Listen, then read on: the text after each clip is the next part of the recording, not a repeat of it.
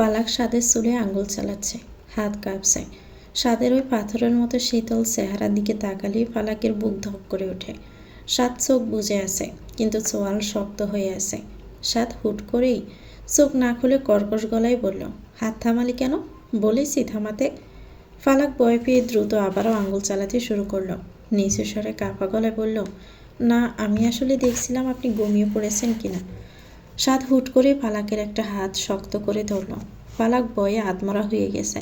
মনে হলো এই বুঝি সাদ আবারও রেগে উঠবে। আমার ঘুম না আসা আর না আসা নিয়ে তোকে ভাবতে হবে না, যা বলেছি তা কর। ফালাক খুব সাবধানে সাদের মাথাটা টিপে দিচ্ছে। সাদ সরাসরি ফালাকের চোখের দিকে তাকিয়ে এক অদ্ভুত শীতল গলায় বলল, সেদিন তো অনেক সাজগোজ করে নিচে ঘুরছিলি, খুব শখ জেগেছিল সাজার? এখন এই মুখটা এমন ফ্যাকাশে হয়ে আছে কেন? ছোট চাচি জোর করেছিলেন তাই। সাদ কথা কেড়ে নিয়ে রুক্ষ স্বরে বলল, চাচি জোর করলে বিষ খেতে বললে খাবি? নিজের কি কোনো বুদ্ধি নেই? কাল থেকে যেন তোকে এই রুমের বাহিরে বেশি না দেখি, সারাদিন এখানেই থাকবি। ফালাক আবারও মাথা নিচু করে মাথা টিপতে লাগলো। সাদ আবার চোখ বুজে ফেলল। ফালাক একমনে সাদের মাথায় আঙুল চালিয়ে যাচ্ছে। সাদের বাড়ির নিঃশ্বাসের শব্দ বুঝিয়ে দিচ্ছে সে গভীর ঘুমে আচ্ছন্ন।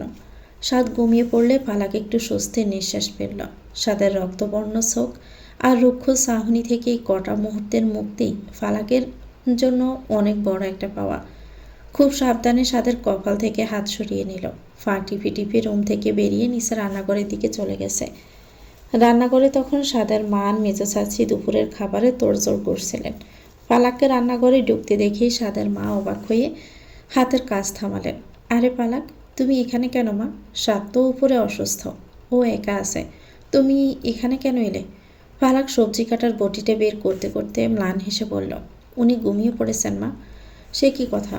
ও অসুস্থ মানুষ কখন জেগে উঠে তোমাকে ডাকবে তার তো কোনো ঠিক নেই। সাদের মা একটা দীর্ঘশ্বাস পেলে মেজো চাচির দিকে তাকালেন। বাড়ির সবাই জানে পালাকের স্বভাবটা কেমন। মেয়েটা এক মুহূর্ত বসে থাকতে পারে না। সাদের মতো পাথরের মতো শক্ত আর মেজাজে স্বামীর সেবা করার পাশাপাশি সে বাড়ির প্রতিটি কোণের খেয়াল রাখে। কে খেলো, কার ওষুধ বাকি থাকলো, রান্নাঘরের মশলা পুড়িয়ে গেল কিনা, সবই তার নখ দর্পণে। সাদের মা মনে মনে ভাবলেন, এই এতে মেয়েটাই আমার বাড়ির লক্ষ্মী। আমার ছেলেটা যে ওকে কেন এত কষ্ট দেয়। জানে পালাককে এখন নিষেধ করে কোনো লাভ নেই, সে তার নিজের কাজ করতেই থাকবে। পালাক খুব নিপুণ হাতে মাছ কাটছে, সবজি কুটছে। কাজ করার সময় মুখটা খুব শান্ত দেখায়, যেন কাজের মাঝেও নিজের সব দুঃখ ভুলে থাকতে চায়। মেজো চাচি পিস পিস করে সাদের মাকে বললেন, ভাবি, মেয়েটা কিন্তু অদ্ভুত। সাদের এই পাগলামিও সহ্য করে কি করে কে জানে। পালাক সব শুনতে পাচ্ছে, কিন্তু ও কোনো উত্তর দিল না। ও জানে সাদের এই শাসন আর রুক্ষতা ওর ভাগ্যের লিখন। শুধু মনে মনে চাইল সাদ যেন সুস্থ হয়ে যায়। মীরার সামনে ফাইনাল পরীক্ষা, তাই সারাদিন ঘরে দরজা বন্ধ করে বইয়ে মুখ গুজে পড়ে থাকে। মীরার রুমে দরজায় হালকা টোকা দিয়ে ফালাক ভিতরে ঢুকলো। দেখলো মীরা টেবিলের উপর ঝুঁকে পড়ে খুব মনোযোগ দিয়ে অঙ্ক করছে। পড়ার চাপে মেয়েটার চেহারা শুকিয়ে গেছে। ফালাক গিয়ে পাশে মীরার চুলে আলতো করে হাত রাখলো। মীরা, অনেকক্ষণ তো হলো, এবার একটু উঠো, খেতে চলো। মীরা মুখ না তুলে একটা দীর্ঘশ্বাস ফেলল। কলমটা খাতার উপর রেখে পালাকের দিকে তাকিয়ে করুণ স্বরে বলল, ও ভাবি, অঙ্কগুলো কিছুতেই মিলছে না। মাথার ভিতর সব জট পাকিয়ে যাচ্ছে, আর শরীরটাও কেমন মেজমেজ করছে। মীরা পালাকের হাতটা ধরে নিজের গালের উপর রাখল। এ বাড়িতে পালাকই একমাত্র মানুষ যার কাছে মীরা নিজের সব মনের ক্লান্তি প্রকাশ করতে পারে। তুমি এখানে কেন ভাবি? ভাইয়া কি ঘুমিয়েছে? ওই ভাগের খাঁচা থেকে বেরোতে দিল তোমাকে? পালাক একটু ম্লান হাসল। সাদের কথা উঠালে পালাকের বুকের ভিতরটা এখনও কেমন জানি সংকুচিত হয়ে আসে। হ্যাঁ, উনি ঘুমিয়েছেন, শরীরটা খুব দুর্বল তো, তাই কড়া ওষুধের ঘুমে আচ্ছন্ন। তুমি চলো, নিচে মা খাবার নিয়ে বসে আছেন। পরীক্ষার সময় সময় মতো না খেলে মাথা কাজ করবে না। মীরা টেবিল থেকে উঠতে উঠতে বলল, ভাইয়া যে কেন এত রাগ করে জানো ভাবি? ভাইয়াকে ওভাবে পড়েছিল শুনে আমাদের সবার কি যে খারাপ লাগছিল। আর তুমি তো সারা রাত কেঁদেই কাটিয়ে দিলে, অথচ ভাইয়া জেগে উঠে প্রথম কাজটাই করলো তোমাকে বকা দেওয়া। পালাক মীরার কথায় কান দিল না। মীরার পড়ার টেবিলটা গুছিয়ে দিতে দিতে বলল, উনি অসুস্থ মীরা, অসুস্থ মানুষের উপর রাগ করতে নেই। আর তাছাড়া উনি তো এমনই, এটা তো আর নতুন কিছু না। তুমি তাড়াতাড়ি হাত মুখ ধুয়ে নিচে আসো। মীরা পালাকের দিকে এক পলক তাকিয়ে মনে মনে ভাবল, ভাবিটা এত ভালো কেন? ভাইয়া এত কষ্ট দেয়, তবুও এক মুহূর্তের জন্য ভাইয়ার ওপর কোনো অভিযোগ নেই। মাঝে মধ্যে মনে হয় ভাইয়ার এই বিষাক্ত রাগের একমাত্র প্রতিষেধক বোধ হয় আমার এই শান্ত ভাবিটাই। সব কিছু সামলে ফালাক নিজের রুমে ফিরে এলো। সাত তখনও গভীর ঘুমে। ফালাক আলমারি থেকে একটা কমলা রঙের শাড়ি বের করে নিল। শরীরটা কেমন ভারী হয়ে আছে ওর। আধ ঘন্টা পর বাথরুম থেকে বেরিয়ে এলো ফালাক। কমলা রঙের শাড়িটাই অদ্ভুত স্নিগ্ধ আর সতেজ দেখাচ্ছে, ঠিক যেন বিকেলের মিষ্টি রোদ এসে পড়েছে। ভেজা চুলগুলো আলগা করে ছেড়ে দেওয়া, সেখান থেকে টুপটাপ করে জল গড়িয়ে পড়ছে পিঠের উপরে। ফালাক ড্রেসিং টেবিলের সামনে দাঁড়িয়ে একটা শুকনো তোয়ালে দিয়ে চুল ঝাড়তে শুরু করলো।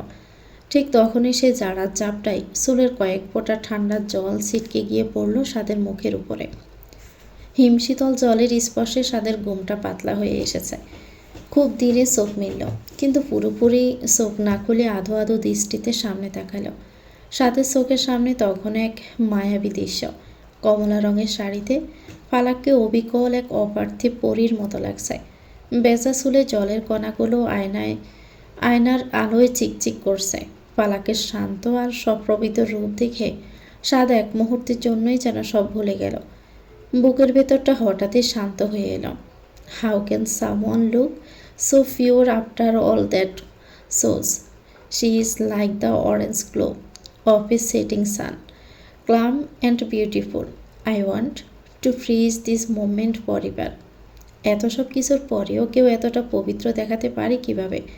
যেন অস্তগামী সূর্যের কমলা আভা, শান্ত আর অপরূপ সুন্দর। আমি চাই এই মুহূর্তটাকে চিরদিনের জন্য থামিয়ে রাখতে। এই মুহূর্তটা যেন শেষ না হোক। সাদ লুকিয়ে ফালাকের প্রতিটি নড়াচড়া দেখছে। ফালাক শাড়ির আঁচলটা ঠিক করে কাঁধে রাখলো। বারবার মনে হলো কেউ ওকে দেখছে। ফালাক পূর্ণ দৃষ্টিতে বিছানার দিকে তাকাতেই সাদ চট করে চোখ বন্ধ করে ফেললাম।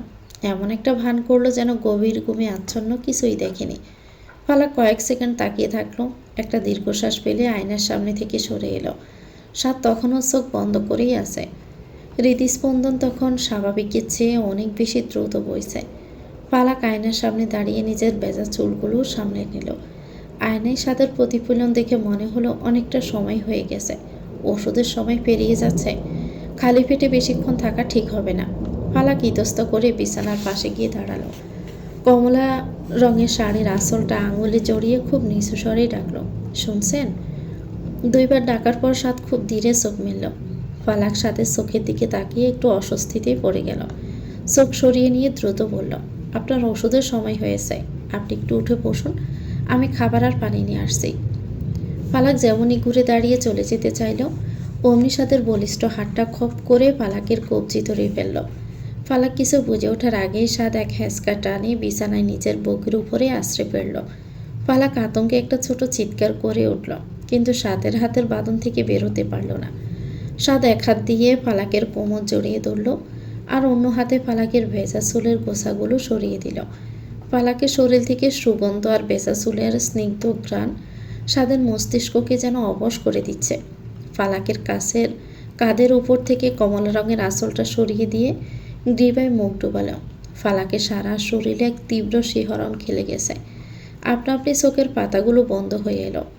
সাদ নেশাতুর হয়ে আরও এগোতে চাইল। তখনই ফালাক হুট করে ডুকরে কেঁদে উঠল।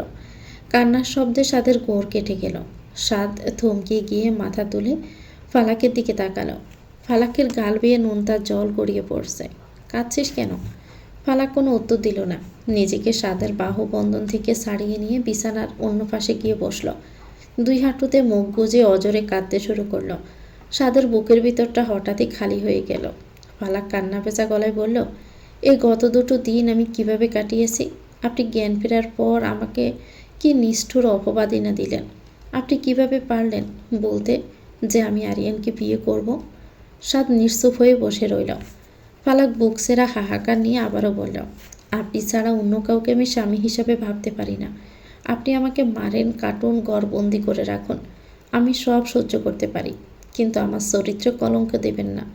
আপনি ছাড়া অন্য কাউকে বিয়ে করা আমার কাছে মৃত্যুর চেয়েও যন্ত্রণাদায়ক, অথচ আপনি সেসব অনায়াসে আমাকে বলে দিলেন। সাদ ফালাকের প্রতিটি শব্দ নিজের কলিজায় গিয়ে বিদ্যে অনুভব করল। জানে সে ভুল করেছে। সাদ কিছু না বলে ফালাককে জড়িয়ে ধরে। সাদের বুকের স্পর্শ পেতেই ফালাকের কান্নার গতি আরও বেড়ে গেছে। নিজেকে ছাড়ানোর বিন্দুমাত্র চেষ্টা করল না, বরং তপ্ত মরুর বুকে তৃষ্ণার্ত ছাতক যেমন জলের খোঁজ পায়, ফালাকও তেমনি সাথের বুকে নিজের আশ্রয় খুঁজে নিল। সাত ফালাককে নিজের দিকে ঘুরিয়ে সজোরে বুকের সাথে মিশিয়ে নিল। সাদের এই এক হাত ফালাকের ভেজা চুলে আর অন্য হাত ওর পিঠকে আগলে রেখেছেন। ফালাক ডুকরে কেঁদে উঠে সাদের টি শার্টটা খামছে ধরল। গত কয়েকদিনের সবটুকু বিষাদ, অপমান আর হাহাকার আজ এই কান্নার স্রোতে ধুয়ে যাচ্ছে। আপনি বড্ড নিষ্ঠুর, বড্ড নিষ্ঠুর। আমাকে মারলেও আমি এত কষ্ট পেতাম না যতটা কষ্ট আপনার ওই কথাইগুলোই আমি পেয়েছি। সাত ফালাকের মাথার উপর নিচে থুতনি ঠেকিয়ে চোখ বুজে রইল। চোখ দুটো আজ জ্বালা করছে। সাত ফালাকের কপালে খুব আলতো করে নিজের ওষ্ঠদর ছোয়াল। দীর্ঘক্ষণ পর গলা দিয়ে শুধু একটা শব্দই বেরোলো, ফালাক। এই ডাকের ভিতরে কতটুকু আকুতি ছিল তা ফালাক নিজের হৃদস্পন্দন দিয়ে অনুভব করতে পারল। আরও শক্ত করে সাতকে জড়িয়ে ধরল, যেন আজ মুক্তি নয়, এই বিষাক্ত মায়ার ভিতরেই সে আজীবন বন্দী হয়ে থাকতে চায়।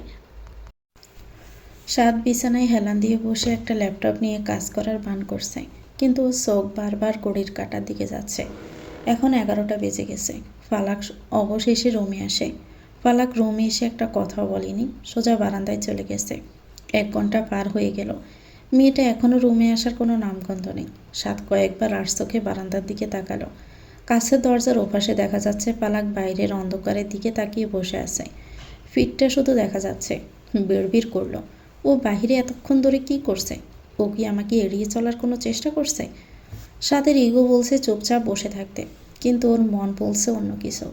সাদ ল্যাপটপটা একপাশে সরিয়ে রাখলো। 2-3 বার বারান্দার দরজার দিকে উকি দিল। ফালাকের কোনো নড়চড় নেই। শেষমেশ সাদা থাকতে পারল না। দৃঢ়পায়ে বারান্দার দরজা ঠেলে বাহিরে গেল। ফালাক তখনও অন্যদিকে তাকিয়ে স্থির হয়ে বসে আছে। সাদ ফালাকের ঠিক পেছনে গিয়ে দাঁড়ালো। কিরে, রুমে আসছিস না কেন? এখানে কি করছিস এত রাত পর্যন্ত? ফালাক কোনো উত্তর দিল না। সাদার গলার আওয়াজ পেয়েও ফিরে তাকালো না। দৃষ্টি দূরের কৃষ্ণচূড়া গাছটার দিকে স্থির। ফালাকের ওই উপেক্ষার সাথে সহ্য হলো না। ফালাকের একটু কাছে সরে এলো। কথা কানে যাচ্ছে না? ফালাক এবারেও কিছু বলল না, শুধু মুখটা আরেকটু অন্যদিকে ঘুরিয়ে নিল।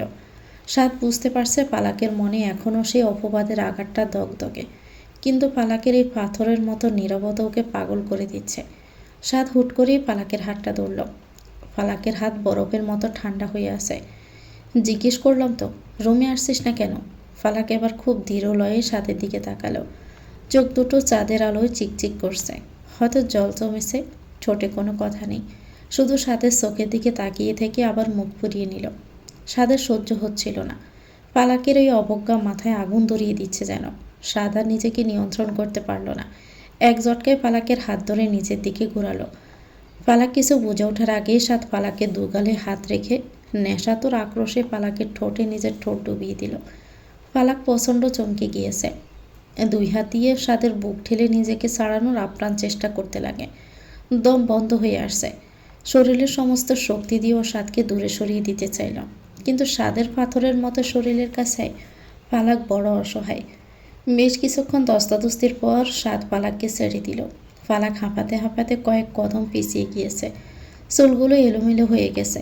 বুকটা দ্রুত ওঠানামা করছে। অপলক চোখে সাদের দিকে তাকিয়ে অস্পষ্ট স্বরে বলল, কি করছেন এসব?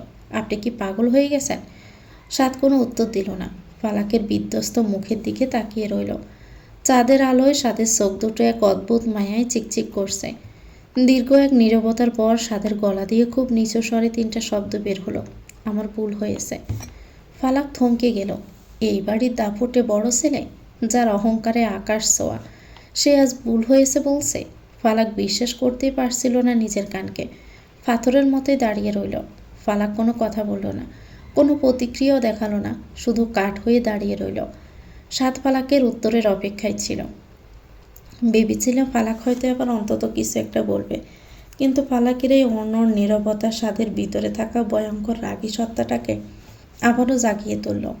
ক্ষমা চাইল, অথচ ফালাক এখনও তাকে দূরে সরিয়ে রাখছে।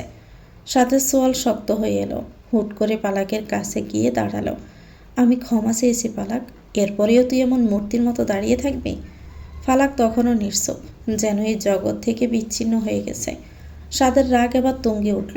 আর কোনো কথা না বলে এক ঝটকায় ফালাককে পাজাগোলা করে কোলে তুলে নিল। ছাড়ুন আমাকে, কি করছেন? সাদ কোনো কথা শুনল না। ফালাককে কোলে নিয়ে গটগট করে বারান্দা থেকে রুমে ঢুকল। ফালাক হাত পা চড়ছে, সাদের লোহার মতো শক্ত বাঁধনে আটকে রেখেছে। সোজা গিয়ে ফালাককে বিছানায় সজোরে শুইয়ে দিল। ফালাক উঠে যেতে চাইলেই সাদ দুহাত বিছানায় চেপে ধরে ফালাকের উপর ঝুঁকে পড়ল। অনেক হয়েছে তোর অভিমান। আমি বলেছি আমার ভুল হয়েছে, তার মানে চ্যাপ্টার ক্লোজড। এখন থেকে তুই আমার চোখের সামনে থাকবি, ঠিক যেভাবে আমি চাই। পালানোর চেষ্টা করবি না ফালাক, কারণ তুই জানিস আমি কতটা ভয়ঙ্কর হতে পারি। ফালাক সাদের চোখের দিকে তাকিয়ে দেখল, সেখানে অনুশোচনার উগ্রতা মিলেমিশে একাকার। বুঝতে পারলো এই লোকটাকে বদলানো অসম্ভব। সে ক্ষমা চাইলেও রাজা, শাসন করলেও রাজা। ফালাক শুধু চোখের জল ছেড়ে দিয়ে সাদের বুকের নিচে নিজেকে সঁপে দিল। পরের দিন সকাল। ফালাকে দেখা নেই। সাদ আর রুমে বসে থাকতে পারল না। বিছানা ছেড়ে উঠে দৃঢ় পায়ে করিডোরে বেরিয়ে এলো। সিঁড়ির কাছে আসতেই মীরার সাথে দেখা। মীরা হাতে কয়েকটা বই নিয়ে নিজের রুমের দিকে যাচ্ছিল। মীরা, ফালাক কোথায়? মীরা একটু অবাক হয়ে ভাইয়ের দিকে তাকালো। ভাইয়ের গলায় আজ অদ্ভুত এক ব্যাকুলতা। ভাবি তো ছাদে গেছে ভাইয়া। সাদ আর কোনো কথা বাড়ালো না, লম্বা পা ফেলে ছাদের দিকে এগিয়ে গেল। ছাদের দরজাটা আধ খোলা, বাইরে ফুরফুরে বাতাস বইছে। সাদ ছাদে পা দিতেই দেখল ফালাক ছাদের রেলিং ধরে একা দাঁড়িয়ে আছে। ফালাক সাদের উপস্থিতি টের পেলেও ফিরে তাকালো না। ওর মৌনতা যেন আজ পাহাড়ের মতো অটল। সাদ গিয়ে ফালাকে ঠিক পেছনে দাঁড়ালো। কিছুক্ষণ নীরব থেকে খুব নিচু আর গাঢ় স্বরে বলতে শুরু করলো, ফালাক, আমি কিছু বলতে চাই। ফালাক একটু নড়ে চড়ে উঠল।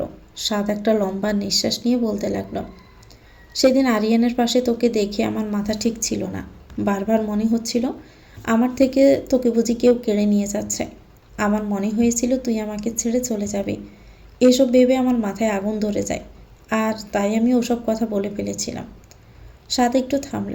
আমি সহজে কাউকে বিশ্বাস করি না ফালাক, এটা আমার স্বভাবটাই এমন। কিন্তু তবুও আমি তোর কাছে ক্ষমা চাইছি, আমার ওসব বলা ঠিক হয়নি। ফালাক আকাশ থেকে পড়ল। সাদের মতো অহংকারী মানুষ, সে আজ নিজের ভুল স্বীকার করছে। ফালাকের মনের কোণে একরাশ প্রশান্তি খেলে গেল। ভাবতেই পারেনি সাদের ভিতরে ওকে হারানোর ভয় কাজ করে। সাদ মির্জার মতো লোক তাকে হারানোর ভয় পায়। এই চিন্তাটাই ফালাকের সবটুকু কষ্ট এক মুহূর্তে ধুয়ে দিল। ফালাক খুব ধীরে সাদের দিকে ঘুরে দাঁড়ায়। ফালাকের খুব ইচ্ছে করছিল সাদের বুকে ঝাঁপিয়ে পড়তে। নিজের আবেগ সংবরণ করে মাথা নিচু করে রইল। ফালাক খুব নিচু স্বরে বলল, সাদের বুক থেকে যেন একটা ভারী পাথর নেমে গেছে। সাদ ফালাকের চিবুক ধরে মুখটা একটু উঁচু করলো। দুজনের চোখাচোখি হলো। ফালাকের চোখের কোণে জমে থাকা জল আজ আর দুঃখের নয়, পরম প্রাপ্তির।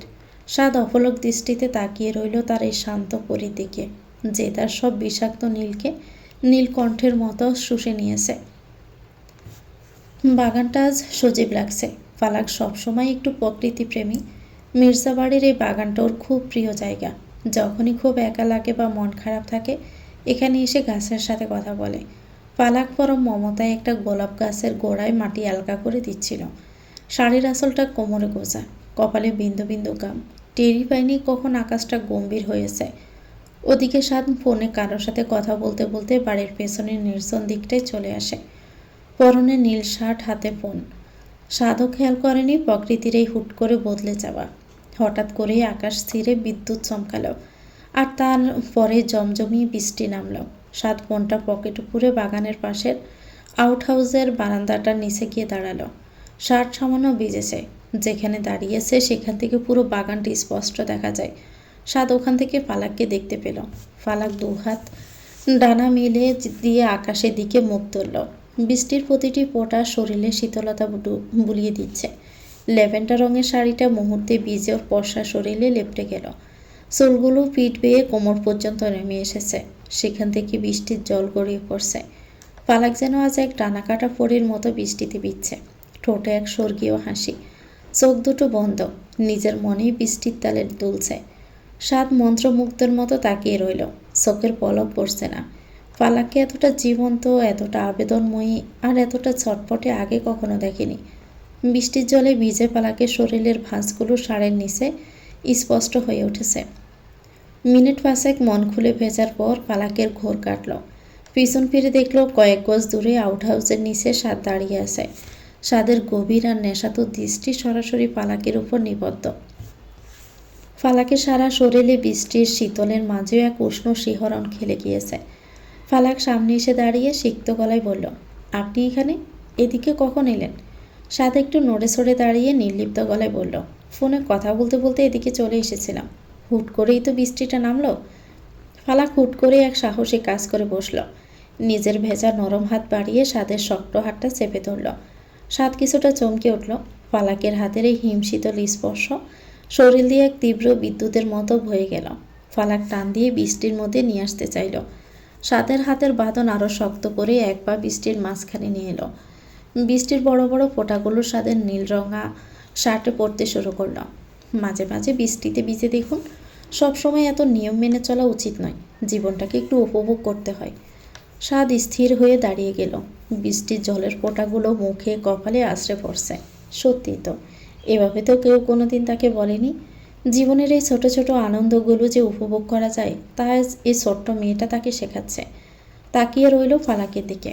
বৃষ্টির জলে ভেজা ফালাকের মুখটা এই মুহূর্তে পৃথিবীর সব থেকে সুন্দর দৃশ্য বলে মনে হচ্ছে সাদের কাছে। ফালাকের চোখের পাতায় জলের কণাগুলো মুক্তোর মতো চিকচিক করছে। সাদ নেশাভরা চোখে ফালাকের দিকে তাকিয়েই রইল। সাদের ঠোঁটের কোণে খুব ক্ষীণ কিন্তু পরম এক প্রশান্তির হাসি ফুটে উঠল। সাদ আকাশের দিকে মুখ তুলে চোখ বন্ধ করল। বৃষ্টির জল কপাল আর চোখের পাতা ছুঁয়ে নামছে। সত্যি উপভোগ করছে বৃষ্টিরই ছন্দময় শব্দ, মাটির সোদা গন্ধ। সাদ চোখ না খুলে ফিসফিস করেই বলল, ঠিকই বলেছিস, আসলেই তো মাঝে মাঝে বৃষ্টিতে ভেজা উচিত। এতটা হালকা আগে কখনো লাগেনি। ভোরের স্নিগ্ধ আলো জানালার পর্দার পাক দিয়ে রুমে ঢুকছে। দূরের কাছ থেকে পাখির কিচিরমিচির শোনা যাচ্ছে। ফালাকের ঘুম ভেঙে গেল। চোখ খুলে দেখলো সাদ পাশে গভীর ঘুমে আচ্ছন্ন। এতদিন সাদের পাশে শুতে গেলে ফালাকের বুকটা দরপড় করতে ভয়ে কখন জানি সাদ কোনো কারণে রেগে ওঠে।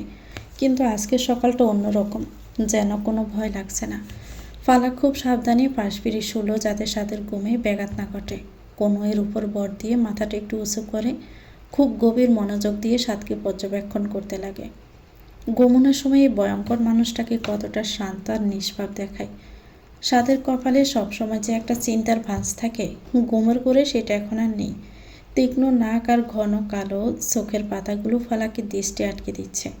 ফালাক খেয়াল করলো সাদের ঠোঁট দুটো ঘুমের করে খুব সামান্য আলগা হয়ে আছে। ফালাকের নজর গেল সাদের হাতের দিকে। ঘুমের করে সাদের একটা হাত ফালাকের বালিশের একদম কাছে পড়ে আছে। সাদের হাতের আঙ্গুলগুলো অনেক লম্বা।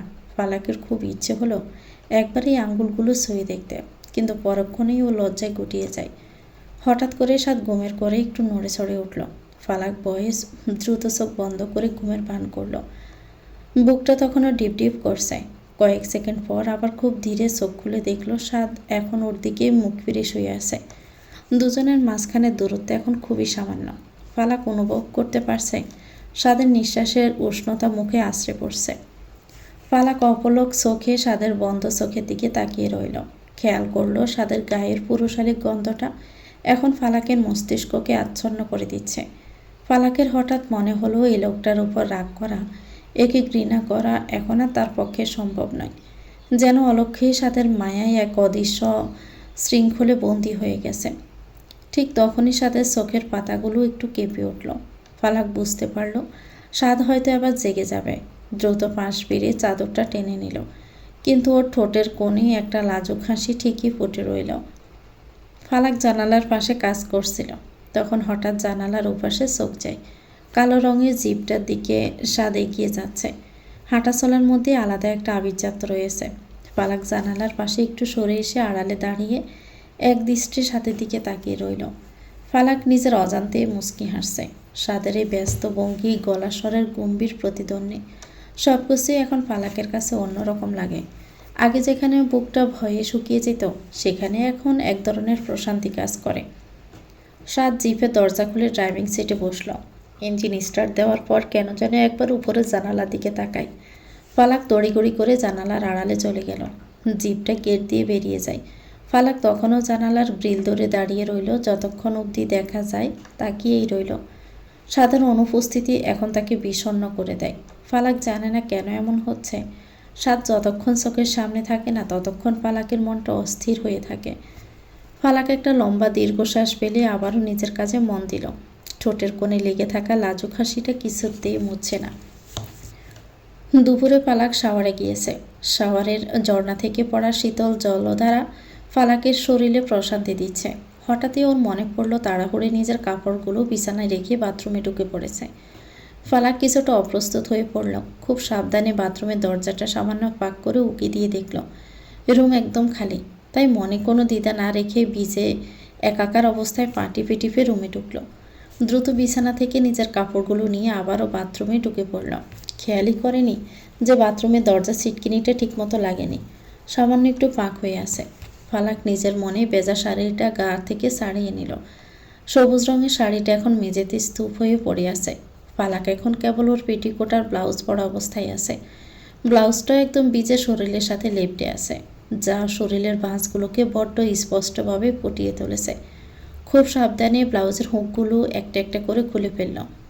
ঠিক সেই মুহূর্তে রুমের দরজা খোলার শব্দ হলো। সাদ রুমে ঢুকে কাউকে না দেখে সরাসরি বাথরুমের দিকে এগিয়ে গেল ফ্রেশ হওয়ার জন্য। সাদ খুব স্বাভাবিকভাবে বাথরুমের দরজাটা পুশ করল। দরজাটা সিটকিনি না লাগানো থাকায় অনায়াসেই খুলে গেছে। আর তখনই সাদের সামনে ফুটে উঠল এক নিরিট দৃশ্য। সাদ স্তব্ধ হয়ে দাঁড়িয়ে গিয়েছে।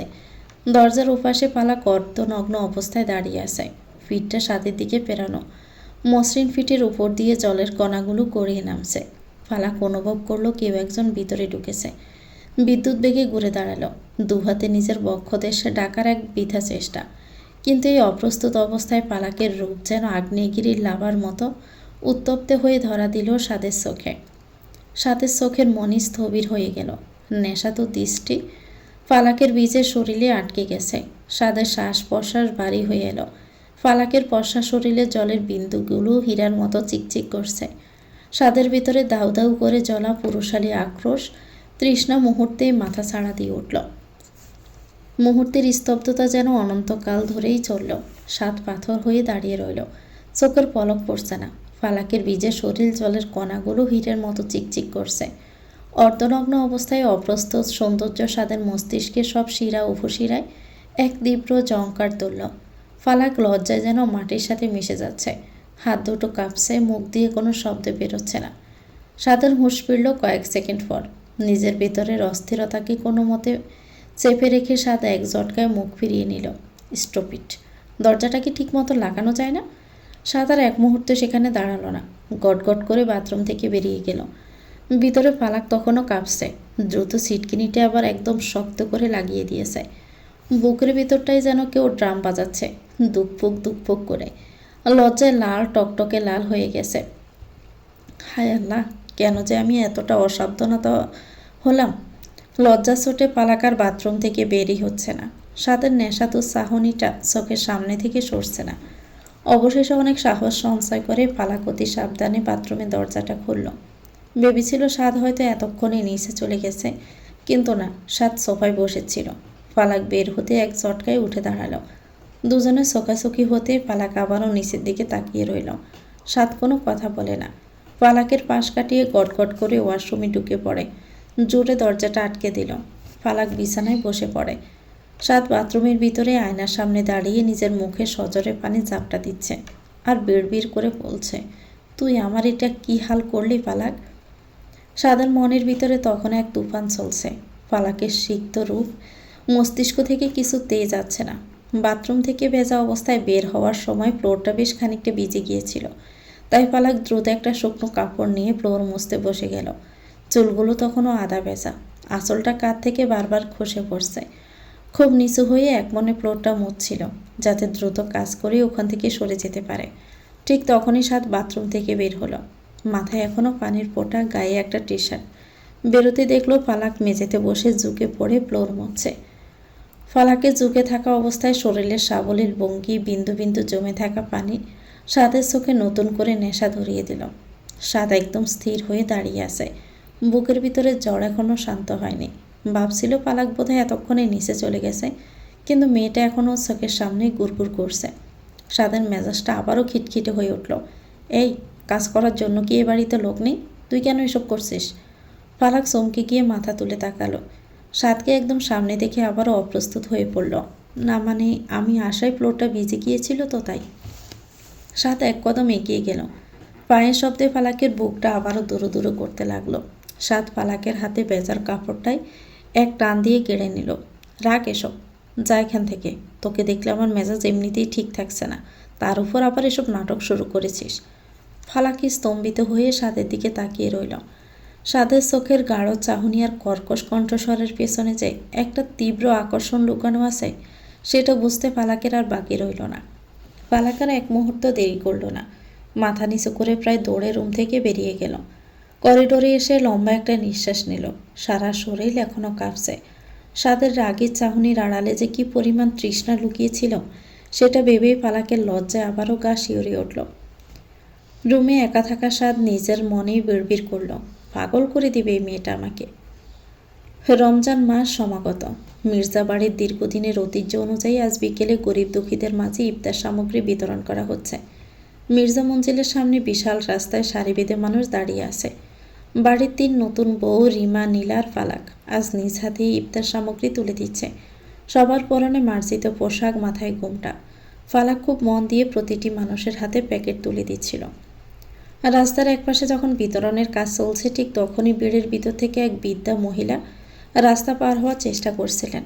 মহিলাটি সম্ভবত চোখে একটু কম দেখেন। ঠিক সেই মুহূর্তে এক কোণ থেকে একটা দ্রুতগামী গাড়ি নিয়ন্ত্রণ হারিয়ে সরাসরি মহিলার দিকে দিয়ে আসছিল। ফালাকের চোখ তখন সেই মহিলার উপরে। এক মুহূর্ত দেরি না করে ফালাক নিজের জীবনের ঝুঁকি নিয়ে দৌড়ে গিয়ে মহিলাকে এক ঝটকায় রাস্তার অন্য পাশে সরিয়ে নিল। গাড়িটা একদম ফালাকের গা ঘেঁষে প্রচণ্ড শব্দে ব্রেক কষে থামল। অল্পের জন্য বড় এক দুর্ঘটনা থেকে বেঁচে গেল ফালাক। বৃদ্ধ মহিলাটি ভয়ে কাঁপছিলেন। ফালাক তাকে জড়িয়ে ধরে শান্ত করতে লাগলো। মহিলাটি ফালাকের মাথায় হাত রেখে অজরে কাঁদতে কাঁদতে দোয়া করতে লাগলেন, বেঁচে থাকো মা, আল্লাহ তোমার কোল আলো করে চাঁদ আনুক, তোমার মতো দয়ালু মানুষ যেন ঘরে ঘরে হয়। রাস্তার ওপাশে দাঁড়িয়ে থাকা একটি কালো গাড়ির ভিতর থেকে একজোড়া তীক্ষ্ণ চোখ এই পুরো দৃশ্যটি লক্ষ্য করছিল। গাড়ির পেছনের সিটে বসা লোকটি তার পাশের সঙ্গীকে জিজ্ঞেস করলো, কে রে মেয়েটা? চিনতে পারিনি বস, ও হলো মির্জা বাড়ির বউ, সাদ মির্জার বউ। লোকটির চোখের মনি মুহূর্তে শুরু হয়ে এলো। ঠোঁটের কোণে ফুটে উঠল এক পৈশাচিক হাসি। সিটে হেলান দিয়ে আয়েশ করে বসল। মনে মনে আওড়ালো, সাদ মির্জার বউ? হ্যাঁ, তাহলে এটাকেই টার্গেট করা যাক। কেন বস? পুরনো শত্রুতা। তো ভিউয়ার্স, গল্পটির নাম হচ্ছে পালাক, লিখেছেন ইনায়া জারিস। গল্পটির পরবর্তী অংশ পেতে চ্যানেলটিকে সাবস্ক্রাইব করে আমাদের সাথে থাকবেন। ভিডিও ভালো লাগলে একটি লাইক দিয়ে দিবেন, কমেন্ট করে জানাবেন কেমন লেগেছে। আল্লাহ হাফেজ, আসসালামু আলাইকুম।